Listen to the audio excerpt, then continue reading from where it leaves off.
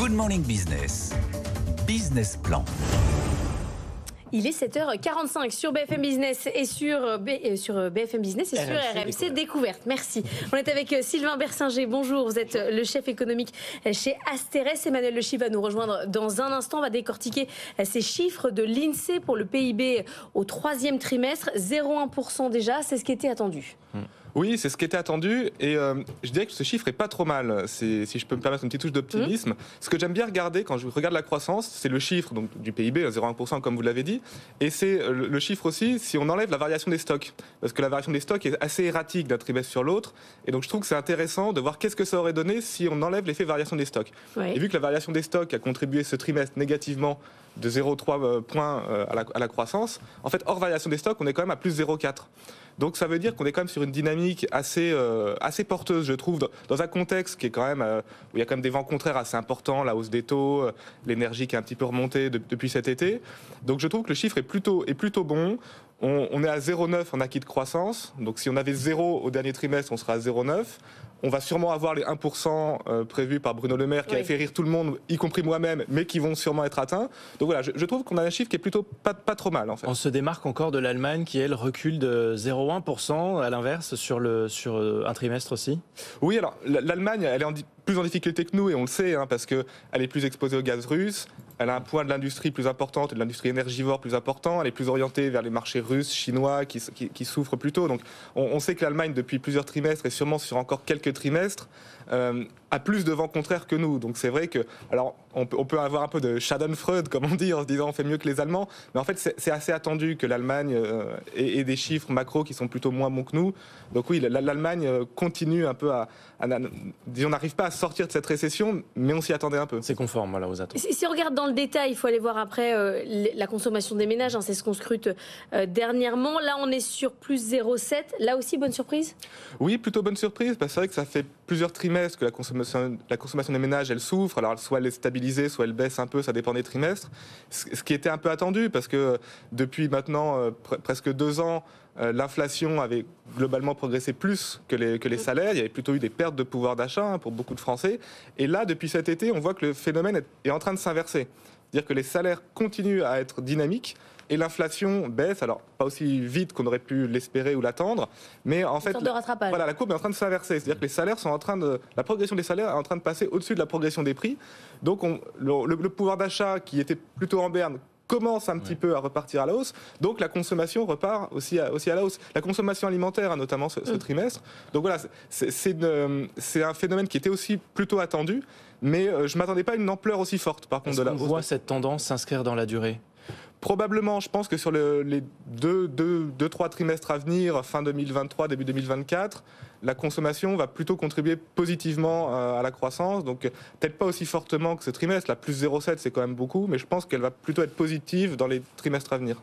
Même si, on l'a dit, le coût de l'énergie revient un peu à la hausse, ça peut quand même gréver une partie de la reprise. Non, c'est sûr. De la reprise, le mot est peut-être un peu fort. Oui, alors, la reprise, en tout cas de cette croissance qui reste positive, alors qu'on aurait pu craindre une récession. Non, c'est vrai que depuis cet été, le pétrole a un petit peu remonté, le gaz aussi, et il y a une épée de Damoclès, évidemment, avec le conflit Israël-Hamas. Si ça s'envenime, est-ce qu'il peut y avoir un nouveau choc pétrolier ? Donc, c'est vrai que l'optimisme prudent qu'on peut avoir sur la croissance des trimestres prochains doit être tempéré par une grande incertitude. S'il y a un nouveau choc pétrolier, évidemment, la consommation replongera et il peut y avoir une récession. Donc voilà, il faut rester prudent dans ce contexte géopolitique quand même assez incertain. La résistance des services aussi, l'hébergement, la restauration sont des secteurs qui restent assez dynamiques ? Oui, alors c'est vrai qu'on l'a vu sur les trimestres passés, les services ont quand même bien rebondi en sortie de crise sanitaire, restent assez dynamiques et d'une manière générale, la production, même dans l'industrie, alors sur le trimestre ça a été un peu moins bon, mais globalement je trouve que la reprise sur ces derniers trimestres a été, alors pas formidable, mais plutôt meilleure. Si on se replace un an en arrière, et qu'on se remet en tête les scénarios un petit peu catastrophes qu'on pouvait avoir, en fait, on s'en sort pas si mal, je trouve, sur les chiffres qu'on a. Emmanuel Le Chypre nous a rejoint. Emmanuel, c'est aussi le sentiment que vous avez, on s'en sort pas trop mal, finalement, 0,1, c'est ce qui était attendu Oui, c'est ce qui était attendu. Alors, je partage totalement ce qu'a dit Sylvain, parce que c'est pas qu'une affaire de quantité, c'est une affaire de qualité aussi, la croissance. Et effectivement, il y a plutôt des bonnes surprises. Le fait que on ait une contribution négative des stocks, c'est-à-dire des entreprises qui écoulent leurs stocks, ça c'est plutôt une bonne nouvelle. La consommation, elle surprend à la hausse, évidemment. Et puis l'investissement des entreprises, hein, surtout si on regarde sur les 3 derniers trimestres, vous êtes quand même sur une dynamique d'accélération de l'investissement, puisque on était à 0,2, on a fait 0,2, 0,9, 1,5 sur les 3 derniers trimestres. Donc voilà. Et après, quand même, ce qu'il faut bien dire, c'est qu'on est sur le passé et que les indicateurs qu'on a depuis finalement sur la période septembre et déjà octobre marquent quand même un coup de frein assez net et effectivement avec des inconnus majeurs. Et moi, je pense qu'il y a plus d'aléas à la baisse que d'aléas à la hausse sur l'année. Mais ça, vous voyez même sur l'année 2024. On pourrait ne pas atteindre l'objectif de 1% du gouvernement, où là on est à 0,9. Alors non, mais sur l'année 2023, c'est plié. On est bon. On va faire c'est 2024. C'est 2024 où la prévision du gouvernement est quand même de loin la plus haute de toutes les prévisions. Alors effectivement, l'argument c'est de dire ah bah oui, mais on disait ça en 2023, mais c'est le gouvernement qui a eu raison. On n'est pas dans le même contexte. C'est-à-dire que si vous faites la liste de toutes les bonnes surprises qu'on pourrait avoir et de toutes les mauvaises, la réalité c'est que du côté des bonnes surprises, il n'y a pas grand-chose. Regardez par exemple les prévisions de pétrole.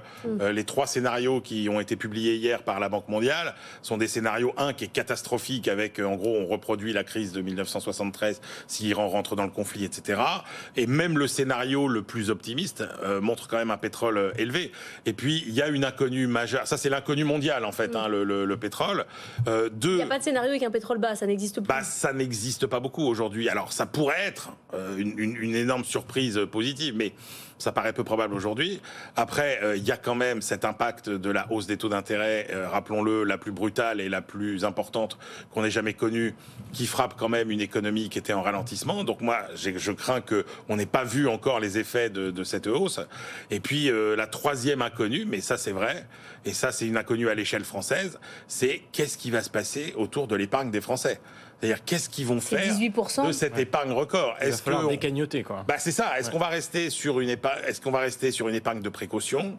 Moi, je pense que quand même, le recul massif de l'inflation va créer une sorte de soulagement. Il faut rappeler que on a une année vraiment à 2 visages. Le premier semestre, c'est la pire année pour le pouvoir d'achat depuis le choc Hollande fiscal de 2012. Et avant ça, il n'y a quasiment pas d'équivalent. Sylvain Berger, il y a un enjeu autour de cette cagnotte. C'est vrai que si on regarde la France et les États-Unis, on a des évolutions complètement opposées. Ouais. En France, on épargnait déjà beaucoup structurellement et on épargne encore plus depuis quelques trimestres ou années. Les Américains qui épargnaient structurellement peu épargnent encore moins. Et c'est vrai que les chiffres de la croissance américaine, par exemple, ont été bons, mais vu que les Américains désépargnent, bah, évidemment, ça fait de la consommation. Nous c'est un peu l'inverse. Alors, je pense que le taux d'épargne français, il ne va pas monter jusqu'au ciel. Donc, je pense que sur 2024, on peut avoir... Je suis d'accord avec ce que vous avez dit. Les risques à la baisse sont plus nombreux que les potentialités à la hausse. Mais je pense qu'on peut quand même avoir, si on essaie d'être un peu optimiste, plutôt une bonne nouvelle sur la conso en 2024. D'une part, parce que je pense qu'on va quand même avoir des hausses de pouvoir d'achat avec les salaires qui restent dynamiques et une inflation qui baisse. Et s'il y a un peu de désépargne, on peut avoir un peu plus de consommation. Justement, cette cagnotte, Emmanuel, sur l'épargne des Français, est-ce qu'on n'a pas l'impression, plus le temps passe, plus on se dit, les Français en fait ont peur de décagnoter, même si la situation s'améliore, parce que les mesures qui sont prises, elles sont tellement violentes. On parle des mesures de banque centrale. On est monté si haut qu'on se dit... on va être encore plus faire de sécurité qu'on l'aurait fait d'ordinaire. Alors moi je pense qu'il y a psychologiquement, on voit qu'effectivement il y a toujours une épargne qui est liée à la peur de devoir payer plus d'impôts demain. C'est-à-dire que incontestablement, alors Jean-Marc Daniel vous dirait l'équivalence ricardienne, ça marche tout le temps parce que ça s'appelle comme ça, c'est-à-dire plus l'État fait des déficits, plus les ménages sont incités à épargner parce qu'ils se disent ouh là là là là, on va nous demander des hausses d'impôts demain. Donc ça joue. Forcément, l'idée qu'on est dans une situation des finances publiques catastrophiques et qu'il va falloir payer plus d'impôts demain, ça joue. L'épargne de précaution par rapport à l'inflation, ça c'est à mon avis terminé. Je pense même qu'on va avoir un rattrapage. Il y a des achats qui n'ont pas été faits, notamment des achats de biens durables, Enfin, il y a des tas de gens qui ont attendu pour renouveler leur salon, leur canapé, etc. Il faudra voir sur l'immobilier. L'immobilier, la nouvelle peut être bonne. C'est-à-dire que il faut pas oublier que ce qui compte pour l'immobilier, c'est les taux d'intérêt à long terme. Oui. Si vous avez finalement des anticipations d'inflation qui redeviennent raisonnables, on peut très bien avoir des taux d'emprunt immobilier qui diminuent un peu. Non, mais là, on est sur 5% jusqu'en 2024. 4-5%. Bah, ça peut baisser un peu. Mais c'est un plafond, en tout cas. Ouais. Ça ne pourra pas aller au-delà. Donc, ça, là-dessus, effectivement, mais c'est vraiment l'inconnu. Et puis, l'investissement des entreprises, ça reste quand même, au moment où on doit affronter des mutations majeures, le nerf de la guerre. Et là, effectivement, avec un crédit plus cher, ça va être compliqué. Merci beaucoup à tous les deux. Merci Sylvain Bersinger, chef économiste chez Asterès, Emmanuel Le Chypre, notre éditorialiste maison.